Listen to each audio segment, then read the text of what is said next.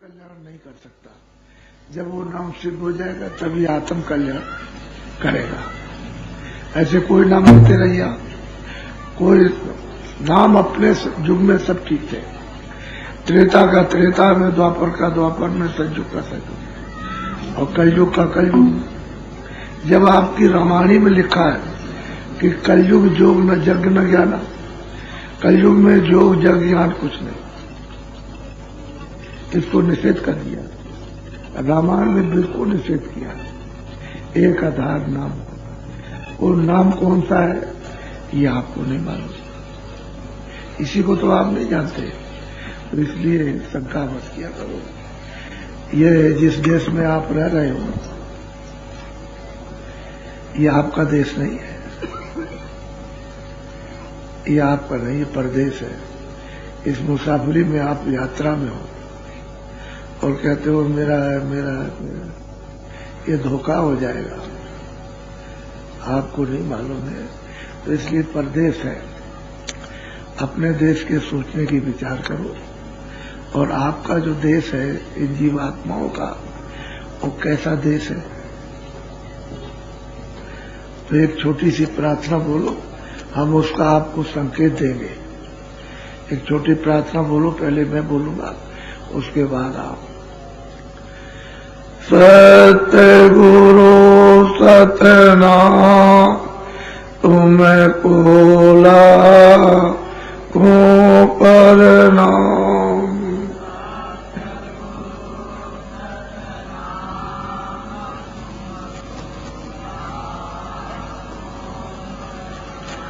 Cotton सूरज चांद सितारे,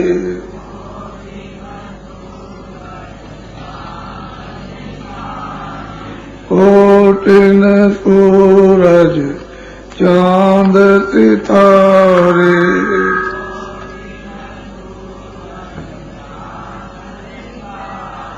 रोम रोम में करें उजारे,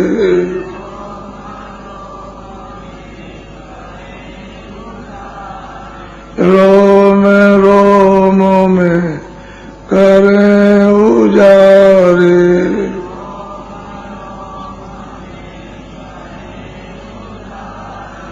सत्य पुरुष करता और तुम्हें कोला को परनाम।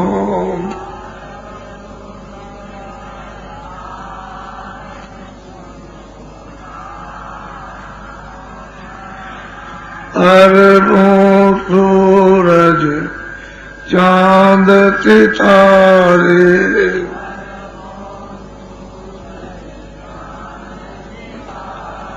रोम रोम में करे उजारे,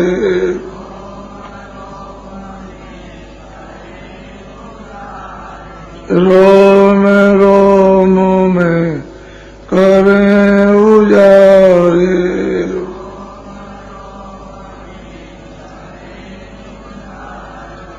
अलख पुरुष करता तुम्हें कोला को परनाम।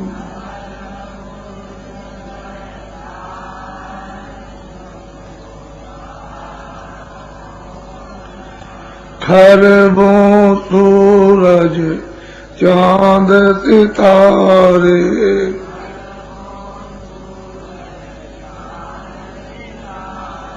खरबों सूरज चांद सितारे,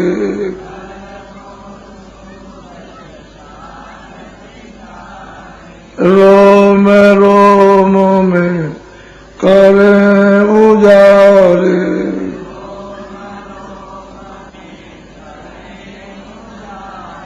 रोम रोम में करें उजारे।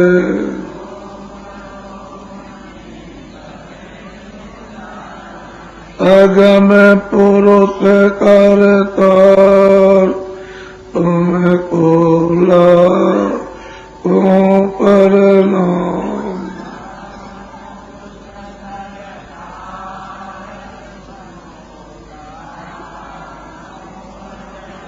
नील नील शशि भान उतारे,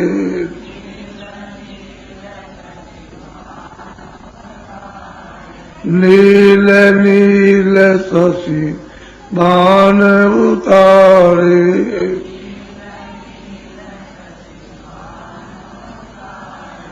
रोम रोम में कर उजारे,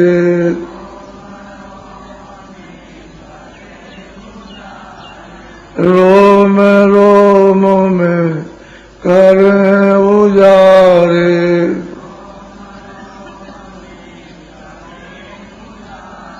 अनामी पुरुष करता तुमको लाखों प्रणाम,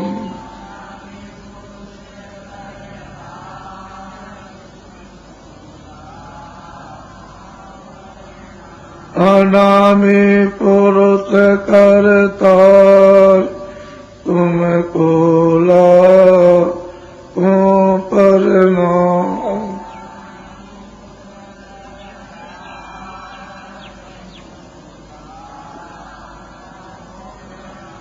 तुमको लाखों प्रणाम।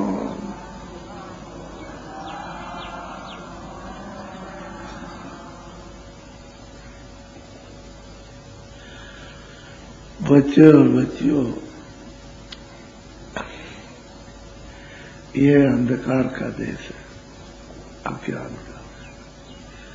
तुम्हारा देश है जहां कभी रात होती नहीं, न कभी दिन होता, न ये पृथ्वी है, न आसमान है, और न दुकानें, न खेती है।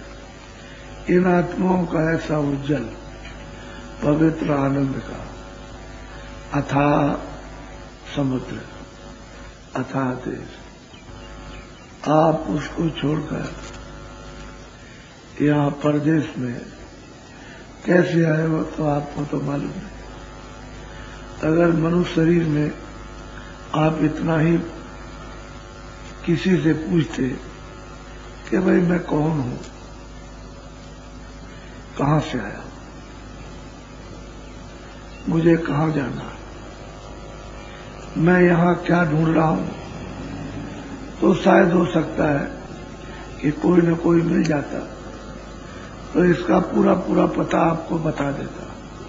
लेकिन आपने कभी तलाश नहीं की, कभी खोज नहीं की आपने, बस ऐसे ही पराये देश में आकर कहने लगे मेरा है, मेरा है, मेरा, ये मेरा है, मकान मेरा है, जमीन मेरी है, ये कारखाना मेरा है, इसी में हल्ला गुल्ला मचाने लगे। सही बात यह है कि आप परदेसी हो। ये मानव शरीर अनमोल है, ये बार बार नहीं मिलता। सतयुग, त्रेता, द्वापर, कलयुग, कितने आपने पुण्य किए होंगे और वो पुण्य जमा हुए होंगे, जो मनुष्य शरीर पाने के इतने दिनों के बाद आपको अब ये अनमोल मनुष्य शरीर थोड़े दिन के लिए दिया गया। मकान मालिक ने ये आपसे कहा है कि देखो ये मकान है मेरा, मैं शुद्ध पवित्र तुमको देता हूं, स्वच्छ, इसमें जीवात्मा बंद है। दो काम इसको दिए गए हैं, एक अच्छा काम, एक बुरा काम। अच्छे और बुरे काम को दोनों को समझ लेना अच्छी तरह से। ऋषि मुनि महात्मा गांव गांव घूमते रहते हैं और ये बताते हैं कि भाई ये अच्छा काम, ये बुरा काम। बुरे काम से दुख होगा, तकलीफ होगी, बीमार होगे, रोगी होगे, लूले होगे, अंधे होगे, बहरे होगे, गरीब हो जाओगे, सताए जाओगे, मारे जाओगे। इस बुरे काम से 4 खानों में, 84 लक्ष्योनियों में और नरकों में जाओगे। ये अच्छा काम, इससे सुख मिलेगा, सुख मिलेगा। तो 2 चीजें तो आपको हमेशा ध्यान में रखना चाहिए कि क्या अच्छा और क्या बुरा है, इसी को समझने की। तो महात्मा हमेशा सचेत गांव गांव में सबको करा करते थे, तो कोई आदमी धोखा नहीं देता था, बेईमानी नहीं करता था, झूठ नहीं बोलता था, लड़ाई झगड़े नहीं करता था, चोरी डकैती नहीं करता था, किसी को मतलब यह कि कत्ल नहीं करता था, सीना चोरी नहीं, दगेबाजी नहीं। सब लोग प्रेम भाव से एक दूसरे के काम आते थे और प्रेम से अपने घर में अपने बच्चों की, परिवार की सेवा करते थे। सब में एक दूसरे में प्यार था, कोई लड़ाई झगड़ा नहीं थी और जरूरत पड़ने पर सब लोग एक दूसरे के काम आते थे। जरूर महात्मा आते थे, कभी देखो मनुष्य मंदिर है, ये अमूलक थोड़े दिन के लिए तुमको दिया गया, उसने कहा है कि मैंने थोड़े दिन के लिए दिया तो तुम ऐसा करो कि उसके दिए हुए अनमोल मनुष्य मंदिर में अपनी जीवात्मा को जगा लो और उस परम पिता, उस प्रभु के पास पहुंचा दो। कभी आपने सोचा ये मनुष्य मंदिर है, थोड़े दिन के आपको उसने दिया, काहे पर दिया? किराए पर। तो आप क्या कर रहे होंगे? ये सामान इकट्ठा कर रहे हो, ये मकान बना रहे हो, जमीन है, कारखाना है, दुकान है, घर में सब सामान ले आते हो, अनाज है, फल है, सब्जी है, कपड़े हैं, सोना है, चांदी है, इसको रखो। ये तेरा है, ये आपका है। इतनी आपको बुद्धि दी गई और उससे आपने जरा भी नहीं समझ, ये आपका है, ये आपका है, तो किराए पर आपको मिला। ये आपको अनमोल, ये थोड़े दिन के लिए मनुष्य शरीर ये किराए पर दिया। ये सारे संसार का सोना और चांदी एक थाली में रख करके और ऐसे करो कि तुम पर चढ़ा दिया जाएगा, सब तुमको दे दिया जाएगा और तुम खड़े हो जाओ, ये खड़ा हो जाएगा। ये सोना चांदी से खड़ा कर लेगा। ये किराए का मकान है, अनमोल, इसकी कोई कीमत नहीं, ये अनमोल है और थोड़े दिन के लिए आपको मिला। तो आप करते, खेती करते, दुकान दफ्तर का काम करते, जो कुछ भी ले आते, अनाज, सब्जी, फल की, उसको आप खाते, कपड़े पहनते, मकान में रहते, झोपड़ी में रहते, आपको मना नहीं। लेकिन ये तो सोचना चाहिए कि ये किसका है, ये इसका है, किराए के मकान का, ये सारा सामान इसका है, किराए का मकान का है, इसमें जीवात्मा का कोई सामान नहीं। तो जैसे ही समय पूरा हुआ, आप तो इसमें लग गए, काम में, क्रोध में, लोभ में, मोह में, मार काट में, इसमें लूट में, इसमें गाली गलौज में, इसमें, तब तक आपका समय अमूलक खत्म हो गया। उसने वारंट काट के दे दिया, ये लो, जाओ लल्लू सिंह, ये दीनदयाल, ये रामनाथ, श्यामवती, लीलावती, नूरजहां, ये मोहम्मद नूर, इनका वक्त समय पूरा हो गया, जाओ अभी कागज ले जाओ, मकान खाली कराओ। तो सिपाही दौड़ पड़ेंगे। तुम अमेरिका में बैठे हो, चीन में हो, उससे उनको कुछ मतलब नहीं, यहीं से आवाज देंगे तो चीन में आवाज फौरन जैसे तोप लगती है, बम के गोले धड़ाक से लगेगी, आप उलट जाओगे जमीन पर, आंखें अंधी हो जाएंगी, कान बहरे और बुद्धि पागल हो जाए, गिर जाओगे। लोग दौड़ पड़ेंगे, तुमको कहेंगे भाई अभी तो तुम ठीक खड़े थे, लेकिन अब कुछ नहीं, न तुम देख सकते हो, न बोल सकते हो, और न सुन सकते हो, न समझ सकते हो। वो कहेंगे देखो ये मालिक का हुक्म हो गया, ये समय पूरा हो गया, मकान खाली कर दो। तो क्या करेंगे सिपाही? ये मन को, बुद्धि को, चित्त को और प्राणों को, और वो जो चेतन जीवात्मा है जिसको रूह कहते, वो शरीर से निकाल बाहर। ये शरीर ऐसे गिर जाएगा, ये पड़ा, ये जमीन पड़ा, जितना सामान तुमने आराम खराब तमाम दुनिया का इकट्ठा किया, ये सब ये पड़ा, ये सब सोना चांदी, मकान, जमीन, ये सब पड़े, जो घर में सामान रखा, और जिसने इकट्ठा किया ये पड़ा, ये इसके काम नहीं आएगा और ये इसके काम नहीं आएगा। आपका अब ये बताओ कि आपने अपनी जीवात्मा के लिए क्या किया? मैं ये पूछना चाहता हूं, वो जीवात्मा जो इससे निकाल दी जाएगी, उसके लिए आपने कौन सा धन कमाया, जो उसकी समय पर कोई भी रक्षा, देखभाल, संभाल नहीं करेगा, तो उसके लिए क्या कमा के रखा? उसके लिए तो कभी आपने सोचा ही नहीं। इसके लिए अरे भाई ये तो किराए का मकान है, ये सामान इसकी हिफाजत रक्षा संभाल के लिए, तो इसकी संभाल करो, रक्षा करो, कपड़े दो, खाना दो खूब अच्छी तरह से, और दवा दो, मकान में रहो, कौन मना करता। लेकिन जीवात्मा के लिए कुछ तो 23 घंटे तो करो इसके लिए मेहनत, और 1 घंटे अगर तुम समय बचा करके जीवात्मा के धन के लिए मेहनत करके तो आत्मकल्याण ही हो जाता। ये जीवात्मा भवसागर रूपी नदी से पार उतर जाती तो वे जलमती मरती। तेरा देश है, कहते मेरा राज है, ये मेरा पूरा गांव है, ये सब तो इसी में लगे रहे आप, तब तक समय पूरा उनका निकलो, चलो निकाल बाहर कर दिया, अब तुम्हारा गांव है। तो बच्चा कहेगा मेरा, उसका भी समय होगा, चलो निकलो। अरे आपका घर गांव है, खेती परदेश में, दूसरे देश में आप अपनी चीजें मान रहे हो दूसरे की, और कहते हो कि मेरा घर है। जब घर तुम्हारा तो तुमने क्यों छोड़ दिया, क्यों इससे निकल के चले गए? तो आपको पता भी नहीं कहां गए, कुछ नहीं मालूम, इसलिए तुमने अपने घर को छोड़ा, वो यहां मारे फिर रहे हो, और आपको अपना घर नहीं मिल रहा, अपना देश नहीं मिल रहा, अपना प्रभु नहीं मिलता, अपना आनंद नहीं मिल रहा, अपना ज्ञान, अपनी शक्ति नहीं मिल रही है, उससे आप वंचित तो ढूंढ क्या रहे हो? आप आनंद ढूंढ रहे हो, खेती में मिल जाएगा, पैदा करेंगे तो खूब खाएंगे, रुपया पैसा इकट्ठा करेंगे, उसमें आनंद मिलेगा, कपड़े ले आएंगे, आंखों से देखेंगे खूब, कानों से सुनेंगे, जिह्वा से स्वाद लेंगे, इंद्री का स्वाद लेंगे, इसमें क्या ढूंढ रहे हो? आनंद। तो इसमें आपको मिला, इतनी मेहनत की आपने, तो ये क्या है? क्षणिक ठंडक है, आनंद तो तुम्हारा खो गया, उसी की तो तुम तलाश कर रहे हो। जिस आनंद को छोड़ करके आए हुए हो उसी को ढूंढ रहे हो कि राजपाट में, धन दौलत में, इसमें सुंदरता में, इसमें उसमें कहीं मिल जाए, तो सब छोटे बड़े उसी की तलाश कर रहे और दो रहे। जब राज में चले गए तो कुछ नहीं, इसमें चले आए धन दौलत में तो उसमें कुछ नहीं, इसमें कुछ नहीं, कुछ है नहीं, इसमें नहीं है बच्चा, यहां कहां मिलेगा?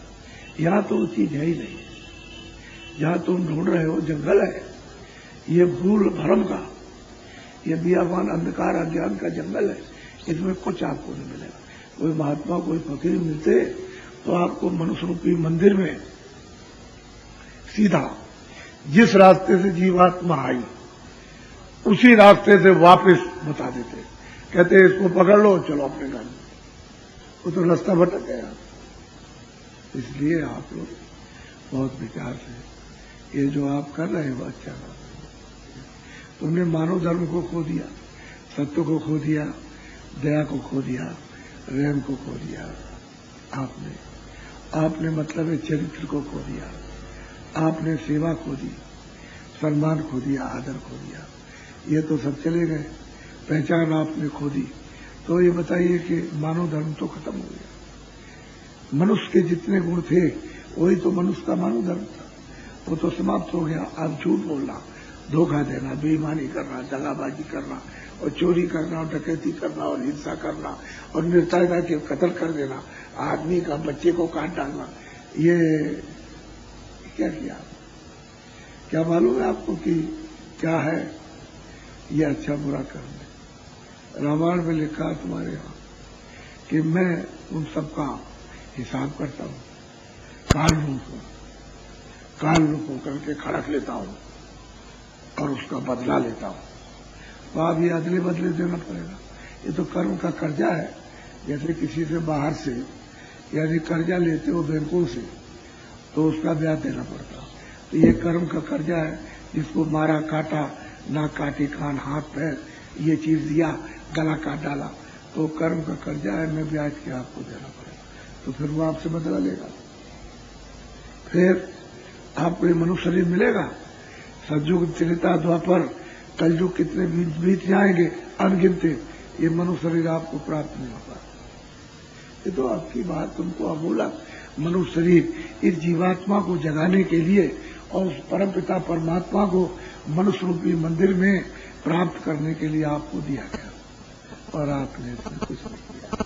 तो मेरी बात को सुनो आप बड़े ध्यान से। ये जो आप देखते हो कि शरीर में किधर आंख है, किधर ये आंख देखते हो, अगर ये तुम्हारी आंख बंद हो जाए, ये कान तुम सुनते हो तुम्हारे बंद हो जाए, तो सुनाई दिखाई देगा? नहीं देगा। तो फिर सब ऐसी बात समझ लो। इसी चीज को समझने की जरूरत थी। जब तुम ऊपर से इन्हीं रास्ते से भेजे गए थे, तुम्हारी आत्माओं की जमीन यहां तो नहीं है, ये तो जमीन शरीर की है। ये जो शरीर है, ये पशुओं का, मनुष्य का, परिंदों का, ये कीड़ों का ये शरीर, उसकी ये जमीन है, और तुम्हारा सबका आसमान का। लेकिन जो जीवात्मा तुम्हारे अंदर बैठी है, बंद है, उसकी जमीन ऊपर है और आसमान नीचे है। जमीन ऊपर है, आसमान नीचे है। ये जीवात्माओं की जमीन नहीं है। वो तो बहुत सुंदर जमीन, बहुत खूबसूरत जमीन, बहुत आनंदित जमीन है, बहुत शक्ति ज्ञान की जमीन है। ये क्या, ये तो मतलब नहीं है। आप देख लो इसको, ये शरीर की है, जड़ की। शरीर क्या है? जड़ है। लेकिन चलता फिरता क्यों है? इसमें चेतन जीवात्मा जो भगवान का अंश है, वो इसमें बैठा हुआ। तो अब ये बताओ, तुमने कभी ये सुना?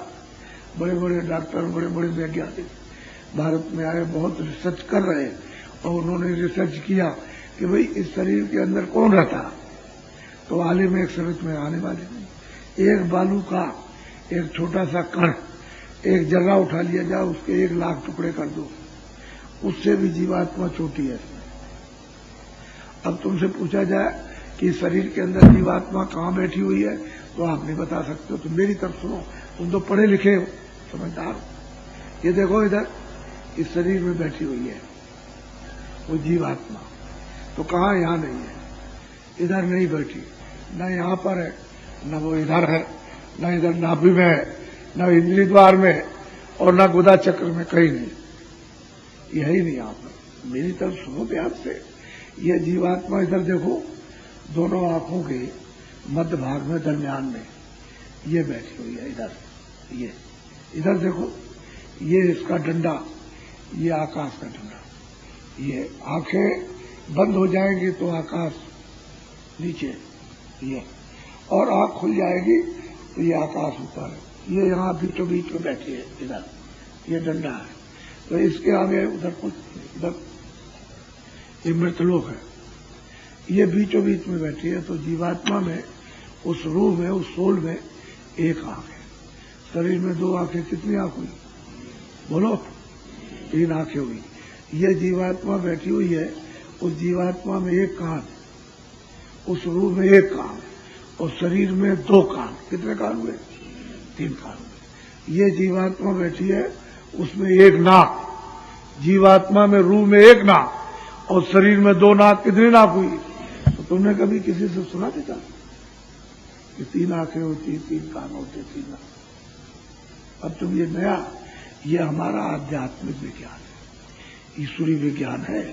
ये हमेशा रहता है, इसको कोई लोप नहीं कर सकता। और जब पाठ पढ़ाया जाता है तो इतना सुगम, इतना सरल, इतना सीधा, लेकिन तुमने उसको इतना मुश्किल कर दिया, क्योंकि अज्ञान में, भूल भरम। यदि बहुत सीधा है, बहुत सरल है, लेकिन उसको तुमने इतना टेढ़ा मेढ़ा कर दिया, इतना कष्टदायक, कि लोग ये समझते हैं कि भगवान की प्राप्ति कभी हो ही नहीं सकती। तो तुम्हारी रामायण झूठी हो गई। रामायण में लिखते हैं कि कलयुग के समान भगवान की प्राप्ति के लिए दूसरा कोई युग नहीं। सतयुग, त्रेता, द्वापर कुछ नहीं, कलयुग ही में भगवान मिलते हैं। लेकिन तुमने कभी ये सोचा है कि कैसे भगवान का दर्शन होगा? तो जब तुम्हारी जीवात्मा की आंख बंद है और शरीर की आंखें बंद है, तो तुमको न तो इधर से दिखाई देगा, न उधर से देगा। अगर जीवात्मा की आंख खुल जाए, तीसरी आंख, ज्ञान चक्षु दिव्य खुल जाए, तो तुमको स्वर्ग भी मिल सकता है, वैकुंठ भी मिल सकता है। और परम पिता परमात्मा का जो ईश्वर है, उसका साक्षात्कार, और उसके बाद ब्रह्म का भी साक्षात्कार, उसके बाद पार ब्रह्म का भी साक्षात्कार कर सकते हो। लेकिन तुम्हारी आंख खुल जाए। पर ये आंख बंद क्यों हो गई? कि तुमको अधिकार दे दिया अच्छे बुरे कर्मों का, कि जो तुम चाहो सो करो, पाप और पुण्य, हमारी तरफ से कोई रोका टोकी नहीं है। तो आपने मतलब ये अधिकार पाकर फिर आपने पाप पुण्य, पाप पुण्य, पाप पुण्य, तो ये सब गंदगी आपने, ये सब की सब, ये उसका हृदय, ये नीचे हृदय नहीं है। इधर देखो, इस डंडे के नीचे हृदय नहीं, इसके ऊपर, इस आकाश के ऊपर जीवात्मा का हृदय। तो जो कुछ भी तुमने पाप पुण्य अच्छा बुरा जो कुछ भी आपने किया है छोटा बड़ा, ये सब इसके ऊपर जमा है। वहां आग तो जाएगी नहीं, और ये जल भी नदियों पर ही जाएगा, न आपके कुओं का जाएगा, न पाइप का जाएगा जो धो देगा साफ कर देगा। ये तो कुछ नहीं, तुम्हारा शरीर ही जिंदा जला दिया जाए तो पाप नहीं जलते। ऐसी जगह उसने जमा कर रखी है, उन्हीं का तो हिसाब होता है। तुम जो कुछ भी सुबह शाम कर रहे हो, 60 बरस 70 बरस 80 बरस तक किया, तुमने जो कुछ भी वो सब वहां लिख रहा। तुम्हारा जिसके साथ जो किया वो सब वहां पर है। और जब तुम यहां से इस किराए के मकान से वहां ले जाओगे तो वहां तो कोई अंधेरा है नहीं, उजाला ही है। तो नक्शा ऐसे फैला दिया जाएगा, पूरा का पूरा वर्ष होगा। और जिसके साथ जो कर रहे हो वो सामने है। वो पूछेगा कि भाई तुमको तो ये बताया था कि बुरा काम, ये अच्छा काम, बुरे काम को मत करना, अच्छे काम को करना तुमको अधिकार दिया था, तो तुमने अच्छा काम नहीं किया।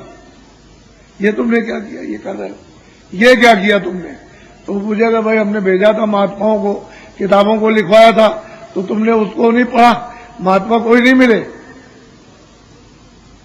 आप क्या जवाब दो, बात तो समझ। इसलिए आप आए थे अरे जीवात्मा को दिखाने के लिए। ये दरवाजे पर बैठ गई, ऊपर जाने का रास्ता है, और फिर इसको नीचे गड्ढे में लिए चले जा रहे हो।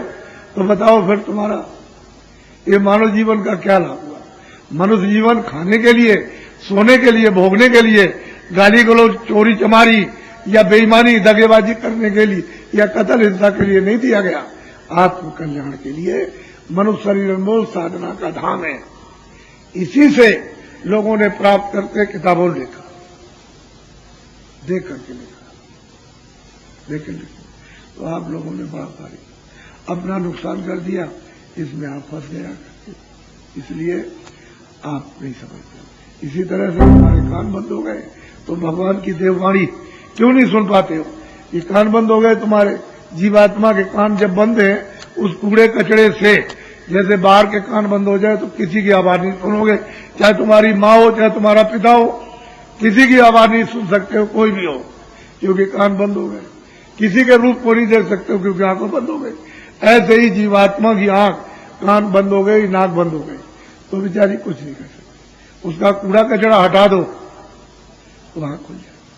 लेकिन जब बाहर की आंख कान बंद होते तो दौड़ के डॉक्टर के पास जाते हो कि बड़ी मेहरबानी, बड़ी दया कीजिए और मेरे आंख कान नाक बंद हो गई, तो दया करके दवा दे दीजिए। पैसे तो लेगा ही, लेकिन फिर भी उससे दया मांगते हो।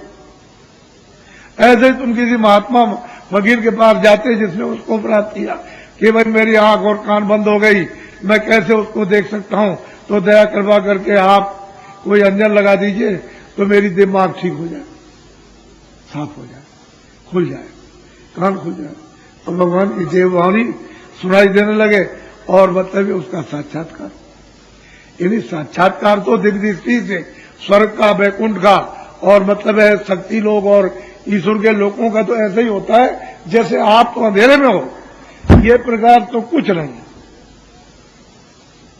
ये तो कुछ नहीं। उधर तो सूरज है ही नहीं, निकलने की तो बात ही खत्म कर दीजिए। उधर सूरज और अंधेरे ही नहीं, वहां तो उजाले उजाला है। तो वो देव सृष्टि है, देवलोक आपको तो विचार। और दरवाजे पर बैठ करके सामने स्वर्ग वैकुंठ है, सीधा सामने, लेकिन तुमने पहाड़ की तरह से जो अपने पाप पुण्य की चट्टाने लगा रखी, और आंख तुम्हारी जीवात्मा की कान बंद हो गए। तो इसको कोई हटाएगा तब तो आपको दिखाई देगा परे। तब आपने किसी को ढूंढा, कैसे नहीं, धोखा खा गए।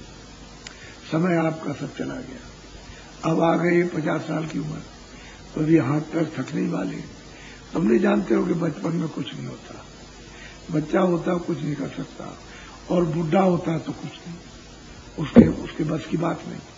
अब ये जो कुछ भी काम करना है, खेती करो, दुकान करो, दफ्तर का काम करो, इसी के साथ साथ जवानी के इसको ही थोड़ा सा बचा लो, इसी में से तो परमात्मा की प्राप्ति हो जाएगी। और तुमने इसमें से थोड़ा समय नहीं बचा